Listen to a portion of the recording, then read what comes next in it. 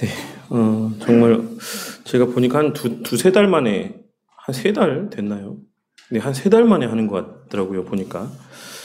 네, 오후 신학 강좌를 다시 이렇게 재개하게 되어서 너무 감사하게 생각합니다. 네, 지금 나누는 이 책자의 내용은 이것이 기독교 강요다라고 하는 라한성 교수님께서 쓰신 책자의 내용을 이렇게 함께 나누는 가운데 있습니다. 그래서 물론 우리가 기독교 강요 전체 그 내용들을 함께 하나씩 곱씹으면 너무 좋겠지만, 네, 일단 개략적으로 전체적인 내용을 함께 또 이 책으로 함께 나누고, 이후에 또 우리가 기독교 강요 내용 전체를 함께 또 강독하면서 함께 나누는 시간을 가졌으면 합니다. 오늘은 제가 제 기억으로는 2권 끝까지 아마 했던 걸로 제가 알고 있거든요. 그렇습니까, 원사님? 네, 그렇죠. 네.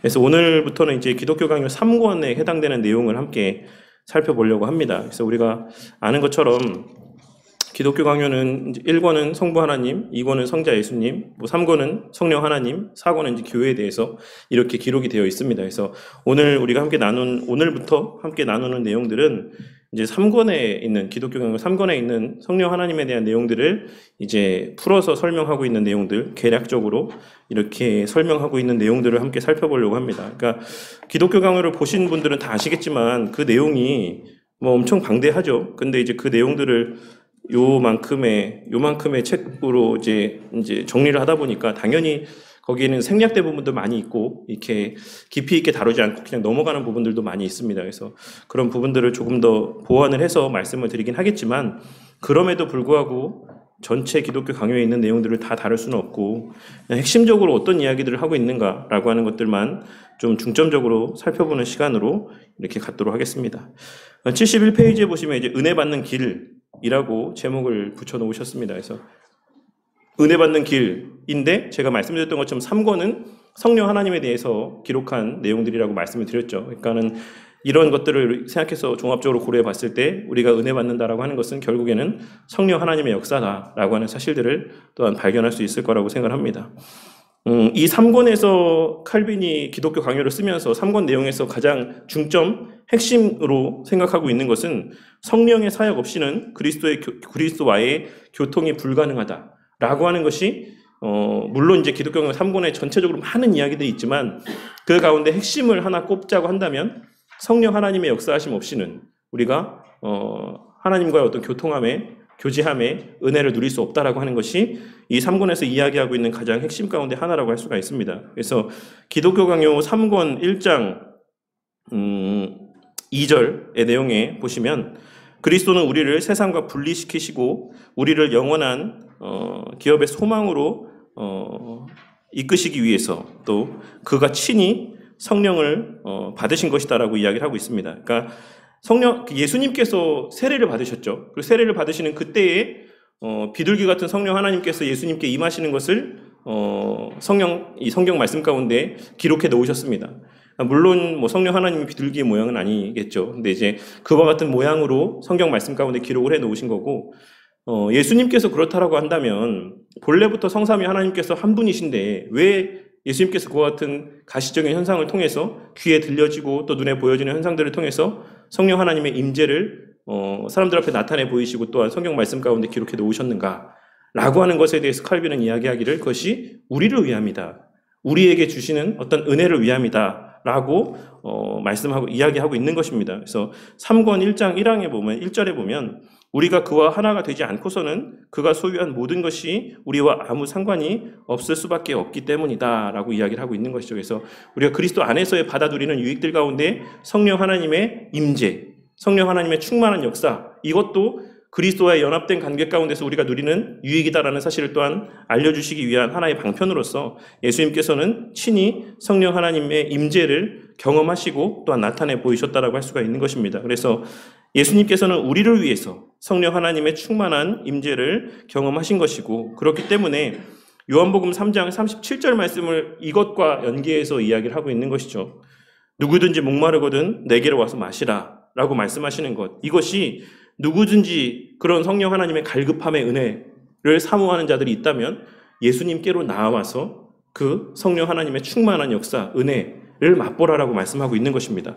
우리가 이것을 간과해서는 안 되는 이유가 뭐냐면 예수님께서 이 말씀하신 바가 곧 성령 하나님의 임재 그리고 충만한 어떤 역사를 체험하기 위한 말씀이라는 것과 연계해서 생각해 보자면 오늘날 많은 사람들이 성령 충만을 엄청나게 갈구하지 않습니까? 뭐 어느 교회를 가도 사실 요새는 성령 충만이 안 써져 있는 교회들을 사실 찾아보기 힘들고 대부분의 교회들이 어떤 성령의 역사, 성령의 충만한 임재, 뭐 성령 충만 이런 것들이 거의 뭐 입에 붙다시피 할 정도로 이야기를 하지만 그들이 이야기하는 성령 충만이라고 하는 것은 우리가 생각하는 그리고 우리 믿음의 선배들이 이야기했던 성령 충만과는 거리가 있다라고 할 수가 있습니다.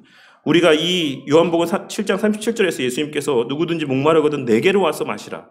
이 말씀을 성령 충만과 연결지어서 생각해 봤을 때 우리가 성령 충만이라는 것은 곧 예수님을 통해서 받는다라는 의미로 이런 내용들을 확장시켜서 적용할 수가 있는 것입니다. 그리고 내게로 와서 마시라는 말씀은 곧 무엇이겠습니까? 결국 성령 충만이라는 것은 말씀을 통해서 받는 것이다라는 사실을 우리가 확인할 수가 있는 것이에요. 예수님께서 제자들에게 말씀을 풀어 설명하실 때 그 엠마오로 가던 제자들이 그 마음의 뜨거워짐을 경험했던 것, 그 성령 하나님의 충만한 역사를 경험했던 것, 결국 그것은 그 말씀이 풀어져서 깨달아질 때 느껴졌던 마음이고 감정이었던 것처럼 결국 성령 충만이라고 하는 것은 말씀을 통해 그 말씀이 풀어지고 우리 가운데 깨달아짐을 통해 우리 가운데 체험되어지는 역사라는 사실을 우리는 이 말씀의 전체적인 내용을 통해서 확실히 깨달아야지만 된다라는 것입니다. 우리가 무슨 기도를 열심히 했더니 기도 가운데 막 어떤 뜨거운 불일 듯한 감정들이 솟아나고 이상한 알아들을 수 없는 이야기들을 하고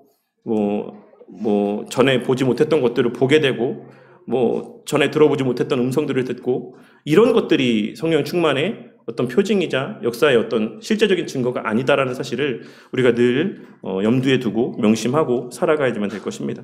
이런 내용들을 어쨌든 전체적으로 이 3권에 대한 내용들을 살펴보기에 앞서서 염두에 두고 이제 내용들을 보시면 타락한 인류를 위한 하나님의 구속 역사는 성자 하나님에 의해서 성취가 되었습니다. 이제 그 사역을 성령 하나님께서 선택된 자에게 개인적으로 적용을 시킵니다 라고 이야기를 하고 있습니다.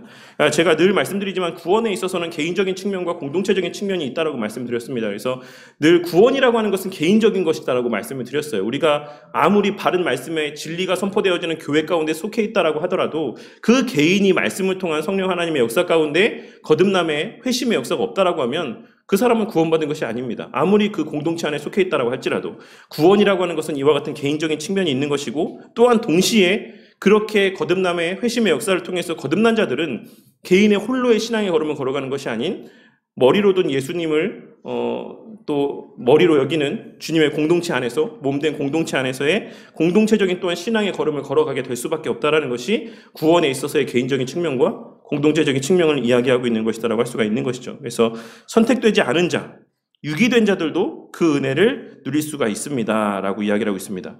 이 말에 대해서 우리가 좀 오해하지 말아야 되는 것은 지금 이 말이 하는 의미가 뭡니까? 선택되지 않은 자들도 유기된 자들도 그 은혜를 누릴 수 있다. 성령 하나님의 어떤 그러한 은혜들 이런 것들을 누릴 수 있다. 이게 뭐죠? 외적인 부르심을 이야기하는 거죠. 외적인 부르심을. 외적으로 복음이 선포되어지는 것은 누구나가 들을 수 있는 것들이에요. 우리가 길을 가면서 예수 믿으라, 예수 믿고 예수님 믿고 또 천국 가세요. 이렇게 복음 전도할 때, 복음을 전파할 때 이야기하는 그 모든 것들을 우리가 외적인 부르심이라고 이야기합니다. 근데 그 말을 듣고 모두가 다 교회 오는 건 아니죠. 모두가 다 예수님을 알게 되고 믿게 되고 회심하게 되는 것은 아닙니다.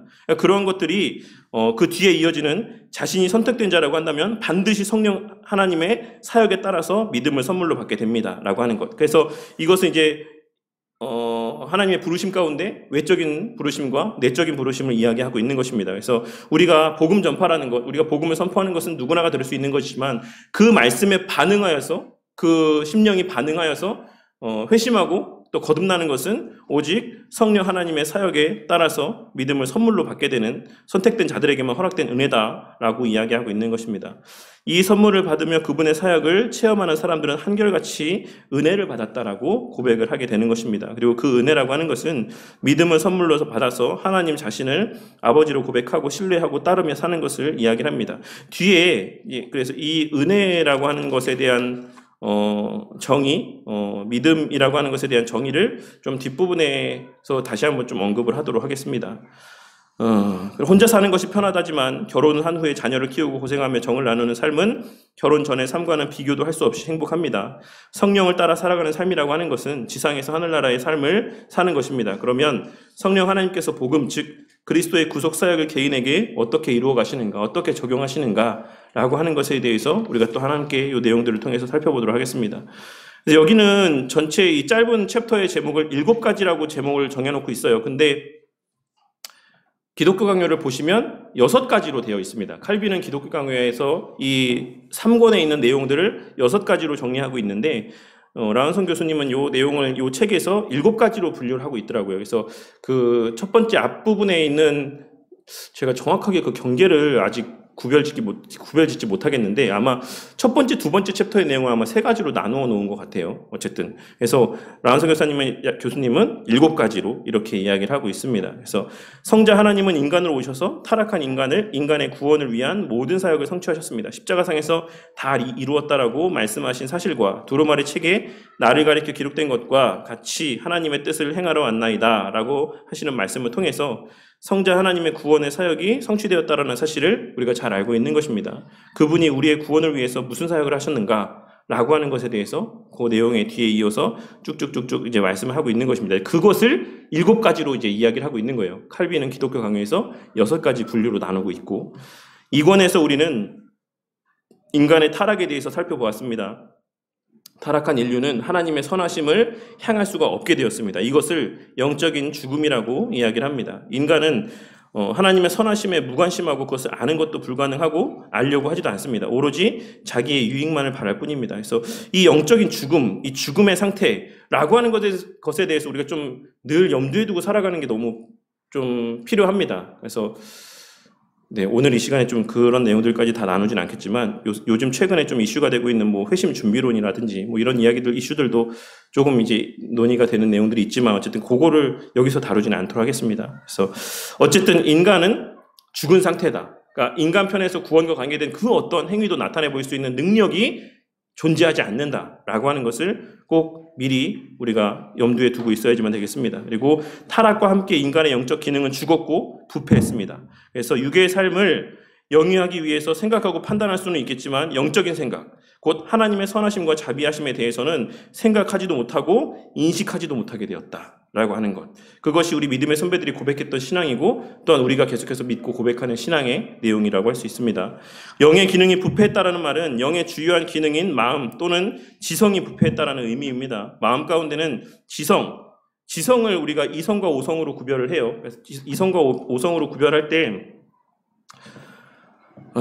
뭐라 해야 되나요? 이제 이성과 오성을 구별한 이거를 칸트라고 하는 철학자가 되게 엄밀하게 이거를 구별했거든요. 그래서 이성은 뭐라고 할 수 있냐면, 그러니까 일반 오성은 그러니까 우리가 눈에 보여지는 객관적인 어떤 현실을 통해서 도출해낼 수 있는 결론들, 우리가 알 수 있는 것들, 이런 것들을 우리가 오성의 영역에 속한 지각이라고 할 수 있습니다. 그런데 이제 칸트가 이야기하는, 또 우리가 여기서 이야기하고 있는 이 이성이라고 하는 것, 지성의 한 부분 가운데 이성이라고 하는, 여기서 말하는 이성이라는 것은 우리가 인지할 수 없는 것들이 있지 않습니까? 뭐 예를 들어서 신의 존재, 그러니까 뭐 선과 악의 문제, 뭐 이런 것들, 뭐 관념적이고 뭔가 더 고차원적인 부분의 문제들에 대한 인간의 인식을 이성이라고 이야기를 해요. 그래서 칸트는 정의하기를 인간의 이성에는 오류가 있을 수 있다. 오성에는 오류가 없지만 이성에는 오류가 있을 수 있다라고 이야기를 하죠. 근데 어쨌든 이 이성과 오성이라고 하는 것, 물론 이제 그 칸트가 내린 정의와 별개로 이 이성과 오성이라고 하는 지성에서의 그런 부분이라고 하는 것은 우리가 신적인 눈에 보이지 않는 영적인 부분에 대한 이해할 수 있는 자각할 수 있는 능력, 이런 것들을 이성의 영역에서 다루고 있는 부분이고, 오성이라고 하는 것은 우리가 살면서 뭐 학업적으로 배우고 뭐 공부하고 뭐 과학적인 어떤 실험들을 통해서 반복된 결과들이 나오고 그래서 우리가 확인할 수 있고 이렇게 단정할 수 있는 어떤 그런 영역의 것들을 우리가 오성의 영역에 속한 지성이라고 이야기를 하는 것이죠. 그래서 이 우리의 마음 가운데는 이런 지성적인 부분이 있고 또 다른 기능인 심정적인 부분들이 있습니다. 마음이라고 할 수 있는 그런 부분들이 있다라는 것이죠. 근데 이 모든 것이 다 타락했다라는 것이에요. 그래서 제가 여러 번 말씀드렸지만 전적인 타락, 우리가 그래서 전적으로 타락했다. 이 뒤에 이어지는 그 기능들이 다 전적으로 타락했다. 이게 뭐라고 말씀드렸죠? 100% 타락했다는 건 아니다라고 말씀드렸어요. 이 전적인 타락이라고 하는 의미에서 전적 타락이라는 것은 범위를 이야기하는 것이지 정도, 이 디그리라고 하나요? 그 정도를 이야기하는 게 아니다라고 말씀드렸습니다. 그래서 우리가 이 전적 타락이라고 하는 이야기들을 이야기할 때 그거에 대해서 좀 혼동을 해서는 안 된다고 생각해요. 여기서의 전적인 타락이라는 것은 우리 그 지성에 속한 오성이나 이성이나 이 모든 부분들이 다 오염됐고, 그리고 이 심정적인 부분도 다 오염이 됐다. 그래서 하나님께서 본래 창조하셨을 때 인간에게 부여하신 그 본래의 기능을 다 지성의 부분에서도 심정적인 부분에서도 온전히 발휘할 수가 없게 되었다라는 것을 이야기를 하고 있는 것입니다. 그래서 인간 편에서는 구원의 소망을 전혀 찾아볼 수가 없다라는 것이죠. 그 어느 부분에서도 오염되지 않고 타락하지 않은 부분들이 없기 때문에. 그리고 율법을 주셨지만 그렇기 때문에 그것을 지키다가도 지킨다라고 할지라도 형식에 머물고 마는 것이죠. 때로는 율법을 지켰다라는 이유 때문에 우쭐거리고 자랑을 하게 되고, 또 율법의 결과인 보상과 가시적인 복들을 받으면 또 우쭐대고, 그렇지 못하면 불평하고 절망 가운데 주저앉고 만다. 그래서 결국 하나님께서 우리가 율법이라는 것들을 주셨긴 하지만 율법이라는 것조차도 우리가 오염되었고 우리가 그 본성이 본래의 기능을 발휘하지 못하기 때문에 그 율법대로의 순종하는 삶을 살아갈 수가 없다라고 이야기하고 있는 것입니다. 인간은 율법을 행하면서 교만하고 행하지 않으면서 불평하는 타락한 상태 가운데서 벗어날 수 없다라고 이야기하고 있습니다.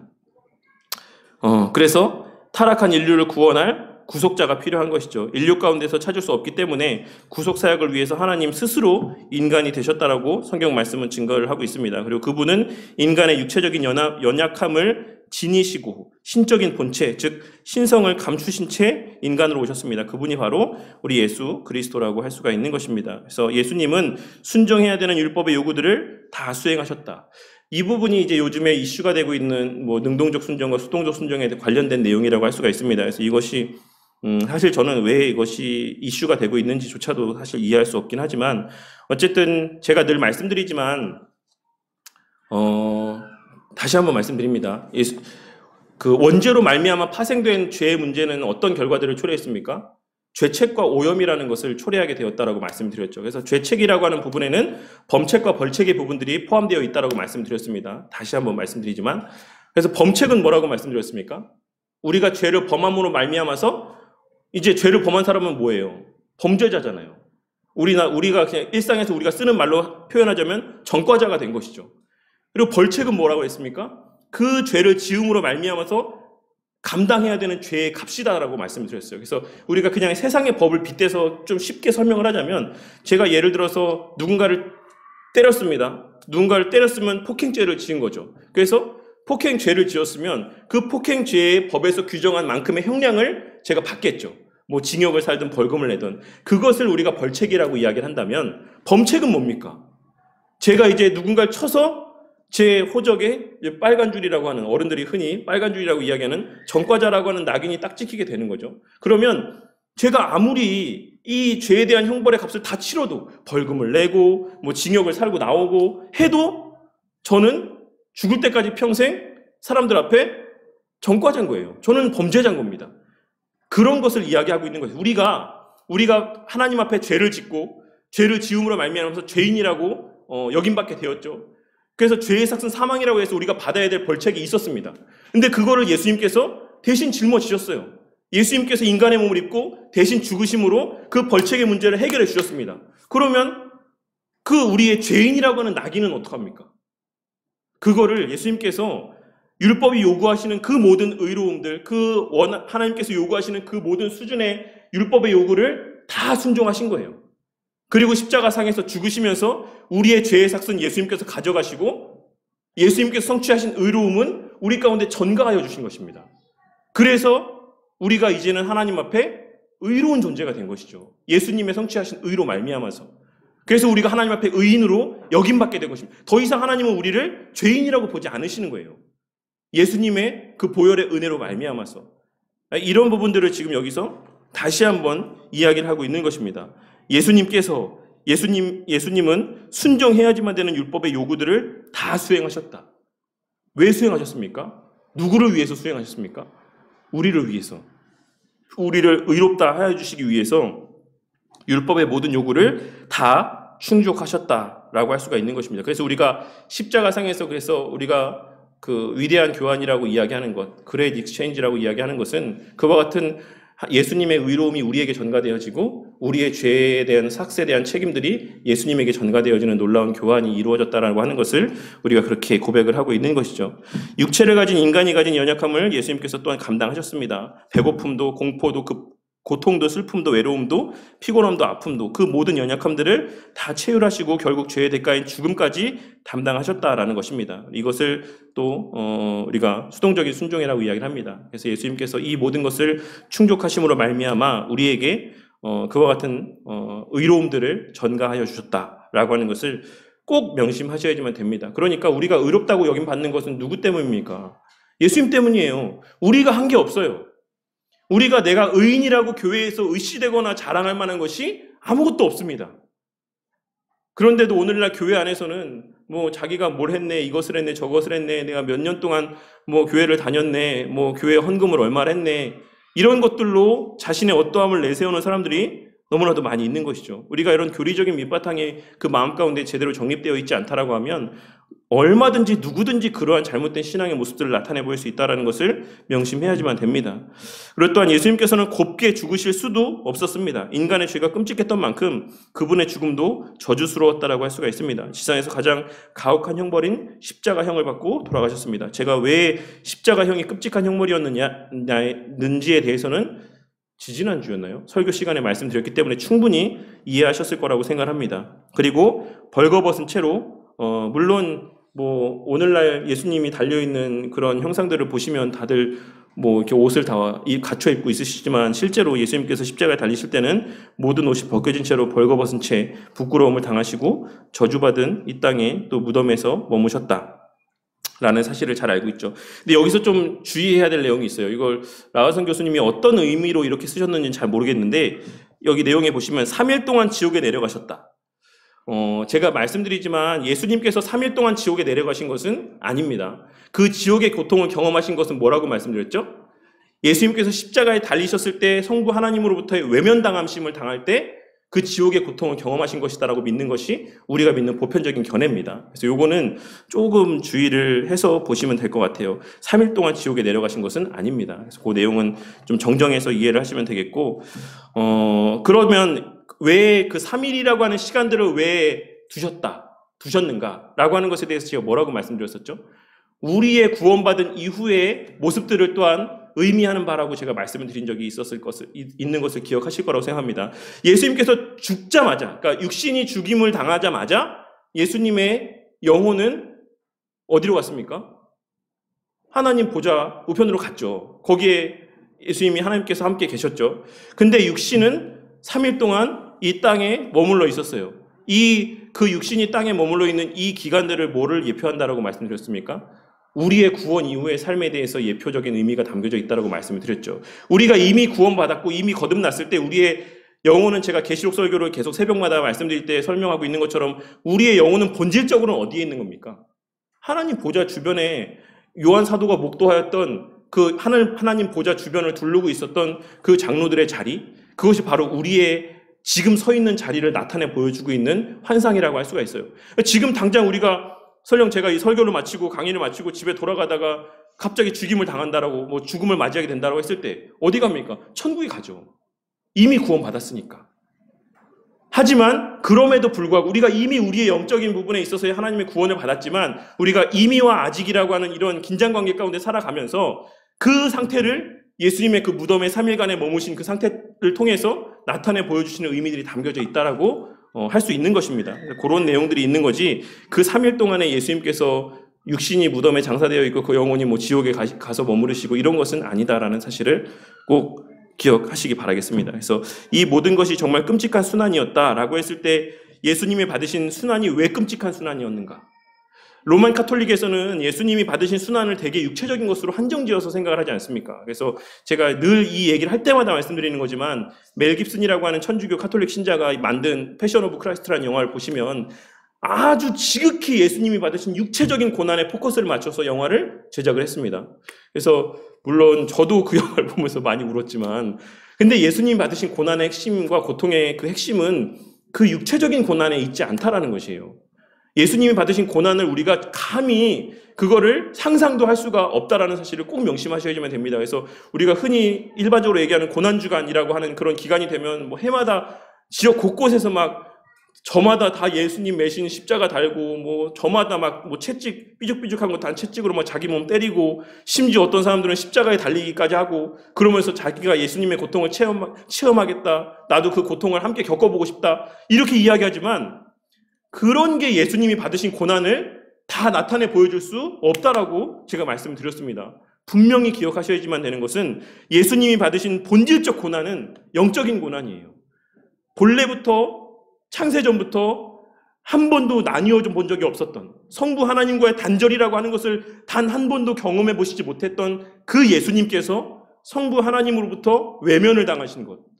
그래서 하늘이 어두워지고 그와 같은 성부 하나님으로부터의 외면함을 받으신 고통이 바로 예수님이 받으신 고통의 본질이다라는 사실을 우리가 이 내용을 살펴보면서도 다시 한번 되새길 수 있어야지만 될 것입니다. 그래서 이 모든 고난, 물론 육체적으로도 아무것도 힘들지 않았다. 뭐 예수님은 하나님이시니까 뭐 채찍을 맞아도 안 아프시고 뭐 십자가에 달리셔도 하나도 안 아프셨을 거야. 이런 말씀을 드리는 게 아니라 그것도 물론 고통스러우셨겠지만 예수님께서 당하신 고난의 본질은 그런 육체적인 것에 한정되어 있는 것이 아니다라는 사실을 말씀드리고 있는 겁니다. 그래서 이 모든 것이 아주 끔찍한 순환이었고 이것을 흔히 그분의 낮아지심, 비하라고 우리는 표현을 합니다. 그런 후에 그리스도는 부활하시고 승천하셨습니다. 현재 하나님 우편에서 우리를 위해 중보하고 계십니다. 우편은 하나님의 오른편을 뜻하는 말이 아니라 성경에서 늘 이야기하는 오른편이 하나님의 권위, 능력을 상징하는 것처럼 그런 성부 하나님이 가장 영광스러운 자리 가운데 예수님께서 계신다라고 하는 것을 의미하는 표현입니다. 그리고 하나님의 구속사역은 아직 마무리되지 않았습니다. 예수님께서 온 우주를 심판하시는 심판주로 재림하셔서 죽은 자와 산 자를 심판하실 것입니다. 그리고 찬양과 영광을 영원토록 받으실 것입니다. 이것을 흔히 그분의 높아지심 또는 승기라고 이야기를 합니다. 그래서 이제 세상은 불에 삼켜지고 온 우주도 사라질 것입니다. 그래서 시간은 사라지고 영원한 세계에 접어들 것입니다. 라고 이야기를 하고 있는 것입니다. 이거를 우리가 성경에서는 마지막 때 말세의 때의 징조라고 이야기를 합니다. 말세의 때의 징조. 근데 계시록 새벽에 설교할 때 계시록 설교를 들으신 분들 아시겠지만 예수님의 초림 이후로 예수님의 이제 죽으시고 부활하신 이후 시대를 살아가는 모든 시대가 다 제가 뭐라고 말씀드렸죠? 마지막 때 말세의 때라고 이야기를 했습니다.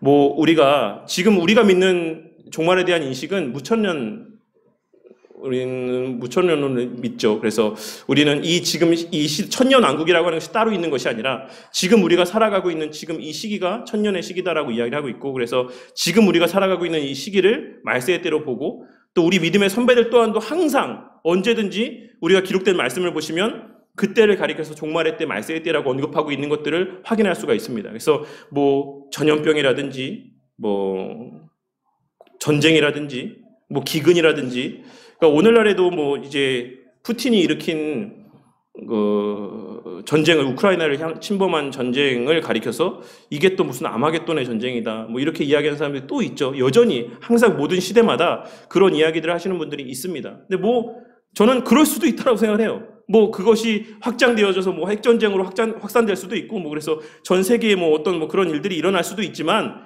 우리가 더 그것보다 주목해야 되는 것, 이것이 정말 아마겟돈 전쟁일까? 이런 것들에 주목하기보다는 이런 전쟁이라는 것은 끊임없이 세상 가운데 역사 가운데 있어 왔다라는 사실에 더 주목해야지만 돼요. 1차 세계대전도 2차 세계대전도 또 흑사병이 전 유럽을 휩쓸었을 때에도 그 당시의 사람들은 늘 그런 현상들을 보며 이것이 우리가 말세의 때를 살아가고 있다라는 표징으로 여겼고 그것을 하나님 앞에서의 바른 신앙으로 살아가는 영적인 유익들로 삼았다라는 것이에요. 우리가 그런 모든 시대마다 모든 시대 사람들은 전부 다 기근과 전쟁과 뭐 전염병과 이 여러 가지 말세의 때의 징조에 대해서 이야기하고 있는 그 모든 표징들을 눈으로 보고 몸으로 겪으면서 살아왔다라는 사실을 꼭 기억을 해야지만 됩니다. 그래서 예수님께서 말씀하신 이 계시록에 기록된 모든 종말에 대한 말씀이라고 하는 것은 어떤 특정한 시기, 예수님께서 오실 어떤 특정한 시기에 대한 것만을 말씀하고 있는 것이 아니라 지금 오늘날 우리가 살아가고 있는 이 시대에 대한 말씀을 하고 있는 거예요. 지금 너희들이 살아가고 있는 그 시기가 바로 예수님이 말씀하신 종말의 때다. 그리고 그 종말의 때에 우리가 어떻게 살아가야 되는지에 대하여 하나님께서는 늘 기록된 말씀을 통해 우리 가운데 증거하고 있는 것이다라고 할 수가 있는 것입니다. 그래서 이 내용들은 전체적으로 그런 말씀들에 대해서 언급을 하고 있는 거라고 할 수가 있어요. 칼빈이 이 믿음에 대해서 이제 이 3권에 대해서 엄청나게 강조를 많이 하고 있거든요. 그래서 사람들이 어떤 자기가 믿고 있다라고 하는 착각 가운데 살아가거나 맹신 가운데 살아가는 모습들을 나타내 보인다라고 이제 그의 기독교 강의 내용 가운데서 지적을 하고 신랄하게 비판을 하고 있습니다. 그러면서 참된 믿음이라고 하는 것에 대해서 이야기하기를 기독교 강의 3권 2장 7절에서 이야기하기를 우리를 향하신 하나님의 선하심을 아는 확고하고도 분명한 지식, 이것을 믿음이라고 이야기하고 있고, 그래서 그리스도 안에서 값없이 주신 약속의 진리에 근거하는 것이며 성령으로 말미암아 우리의 지성에 계시되고 또한 우리의 마음에 인쳐진 것,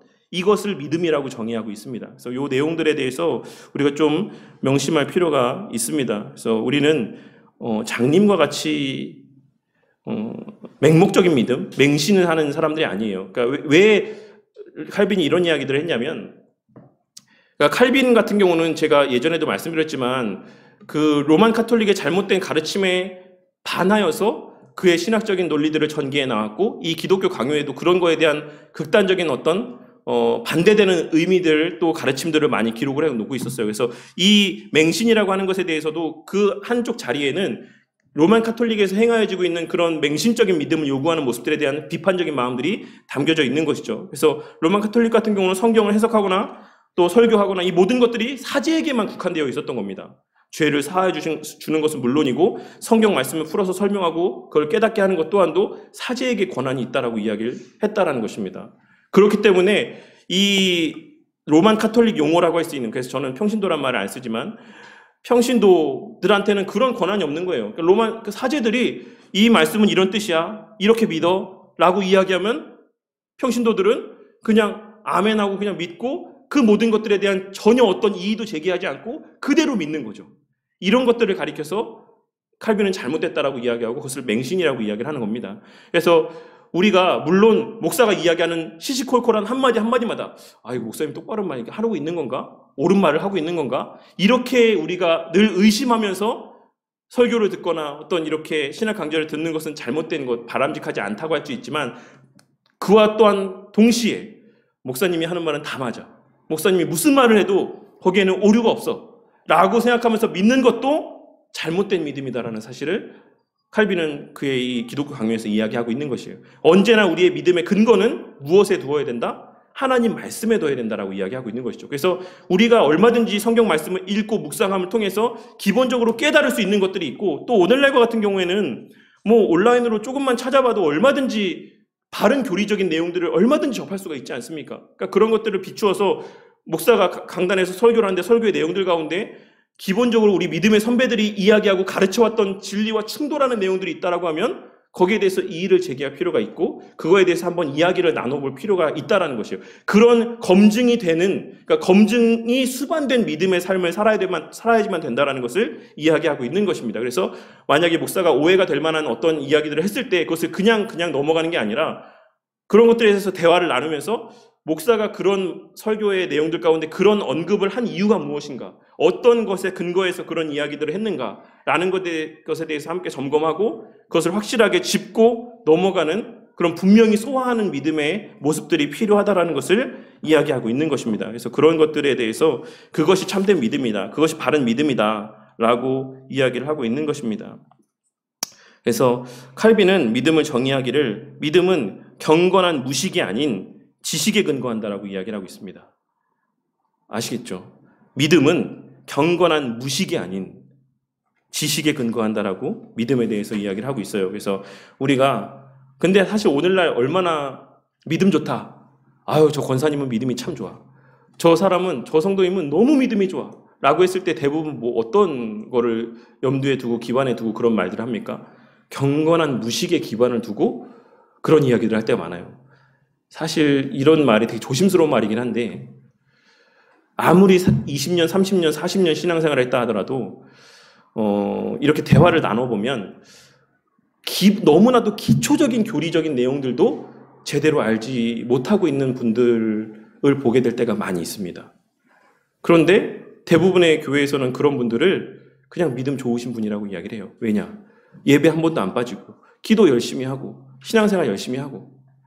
근데 참된 믿음은 그런 믿음이 아니다라는 거예요. 목사님이 말하면 무조건 아멘하고, 목사님이 뭐 하자 하면 무조건 다 하고, 목사님이 옳다 하면 다 옳고, 목사님이 잘못됐다 하면 다 잘못됐고, 이렇게만 따라가는 본인의 자신의 소유한 지식이 없는 그런 그냥 겉으로 보여주는 경건함만 있는 믿음은 참된 믿음이 아니다라고 이야기하고 있는 겁니다. 꼭 기억하시고, 얼마나 우리의 믿음에 있어 지적인 요소가 중요한 것인지에 대해서 꼭 우리가 명심해야지만 될 것입니다.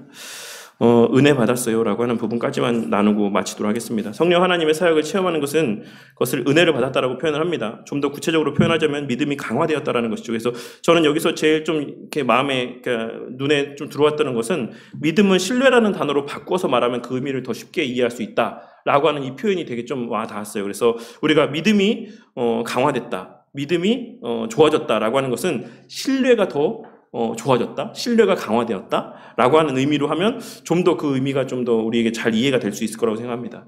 그러니까 지상의 삶이라고 하는 것은 고통의 연속입니다. 하나님을 향한 우리의 신뢰를 무너뜨리려는 것들이 온통 도사리고 있습니다. 결국 믿음이 약해진다라는 말은 하나님이 우리에게 주신 선물은 완벽하지만 그 선물을 받은 우리가 흔들린다는 뜻이다. 이것도 좀 우리가 좀 마음에 새겼으면 하는 표현이긴 해요.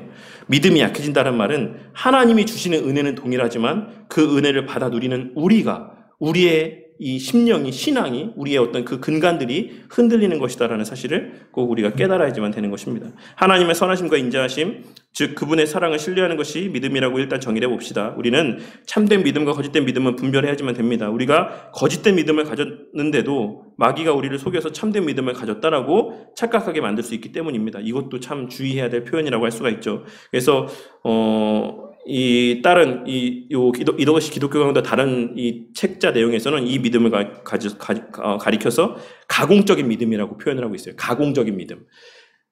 인공적으로, 가공적으로 만들어낸 허상이라는 것이죠. 그 믿음이라고 자신은 생각할지 모르겠지만 그런 허상인 믿음들이 분명히 있다. 그리고 사탄은 언제나 그 가공적인 믿음이 참된 믿음인 것처럼 우리를 속이고 더 이상의 어떤 그 영적인 진보의 발걸음을 내딛지 못하게 가로막는다라고 하는 것을 이야기하고 있는 겁니다. 그것이 바로 앞서 말씀드렸던 것처럼 그냥 오랫동안 예배만 드리면, 신앙생활만 하면, 뭐 헌금 꼬박꼬박하고 뭐 여러 교회 행사들 가운데 꼬박꼬박 참여하기만 하면 그것이 마치 믿음이 좋은 것처럼 그렇게 우리로 하여금 착각하게 만든다라는 것이죠. 그것이 신앙생활의 전부인 것처럼.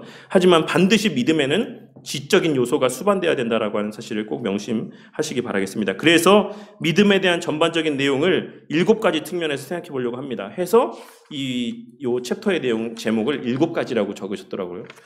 처음에 저는 7가지가 뭔가라고 막 생각을 해봤는데 나중에 이제 전체적인 내용과 기독교 강요를 좀 비교해 보니까 이 7가지 내용이 곧 칼빈이 기독교 강요에서 분류한 6가지 분류를 7가지로 분류한 것이었습니다. 그래서 보시면 그것만 언급하고 마치도록 하겠습니다. 첫 번째는 성령과 믿음의 관계, 그것이 1장에서 이 3권의 1장에서 다루고 있는 파트고, 둘째 말씀과 믿음의 관계, 이 부분은 2장이라고 할 수가 있는데 아무튼 여러 부분에 걸쳐 있어가지고 하나로 딱 규정하기는 힘들 것 같습니다.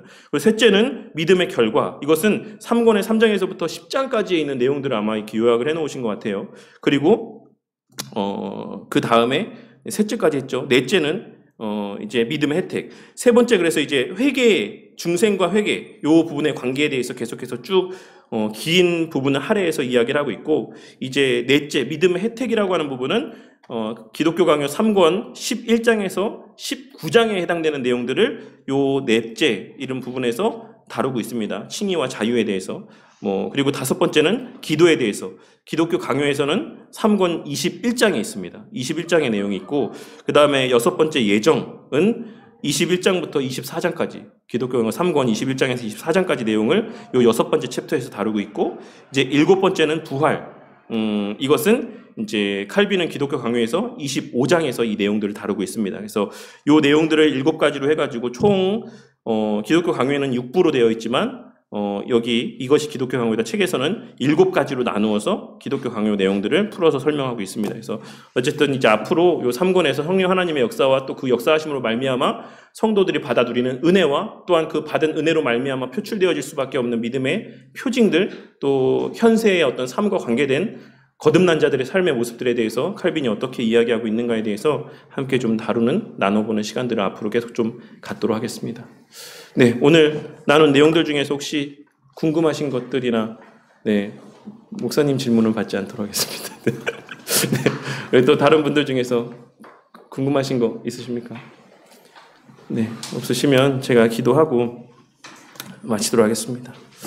하나님 감사합니다. 오늘 이 시간 또 하나님께서 또 우리의 믿음의 또 귀한 선배인 칼빈 선생님을 통해서 우리에게 남기신 기독교 강요라고 하는 이 귀한 신앙의 유산을 중심으로 우리의 믿음에 대해서 함께 또 고민하고 또 생각해 볼 수 있는 은혜를 베풀어 주심에 감사를 드립니다.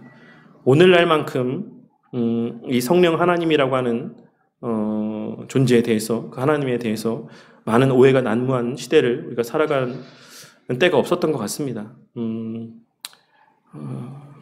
불과 한 200여 년 전에 일어났던 그런 오순절 운동으로 말미암아서 오늘날 이 성령 하나님에 대한 지식이 많이 왜곡되어져 있고, 또 그런 왜곡된 지식이 마치 진리인 것처럼 오늘날 이 시대를 살아가는 수많은 이들의 마음 가운데 그런 왜곡된 진리가 또 그들 마음 가운데 또 자리하고 있는 것을 보게 될 때가 또 많이 있사오니, 주님, 우리 믿음의 선배가 또 하나님의 은혜 가운데 또 남기게 된 이 신앙의 유산을 통해서 성령 하나님이 어떤 분이시고, 또 그 성령 하나님께서 하시는 일들이 무엇이고, 그로 말미암아 우리에게 주어진 유익이 무엇이고, 또 그로 말미암아 우리가 표출할 수밖에 없는 그리스도인 된 참된 신앙의 모습은 무엇인지를 우리가 또한 살피고 깨닫고, 또 그러한 은혜들을 사모하는 또 마음들을 품게 되는 귀한 시간들이 되게 하여 주시옵소서.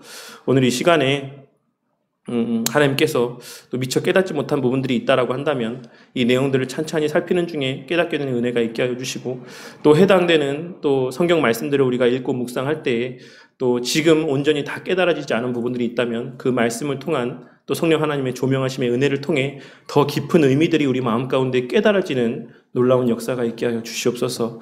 오늘 이 시간에 또 귀한 목사님 또 이 자리 가운데 함께하게 하여 주심에 감사를 드립니다. 우리 또 목사님의 이 발걸음 또한 창세전에 예비하신 하나님의 그 완벽하신 계획 안에서의 발걸음이신 줄 믿사오니, 주님, 이러한 관계 안에서 서로 연합하여 더욱 교제할 수 있게 하여 주시고, 또 서로를 위해 동역할 수 있게 하시고, 서로의 사역을 위해 기도할 수 있게 하여 주시고, 그리하여 하나의 또 거룩한 보편교회를 함께 세워나가는 동역자가 될 수 있도록 은혜 베풀어 주시옵소서. 앞으로의 또 우리 목사님의 걸어가시는 그 모든 또 믿음의 걸음과 또 하나님 앞에 또 열심을 다해 헌신하는 그 모든 사역 가운데 주님의 예비하신 은혜가 충만하고 또 풍성한 열매가 맺혀짐으로 늘 우리 목사님 그 마음 가운데 주님 주시는 위로와 기쁨과 소망이 또 감사가 늘 충만케 하실 줄 믿사오며 이 모든 말씀 우리 주 예수 그리스도 이름 받들어 기도드렸습니다. 아멘.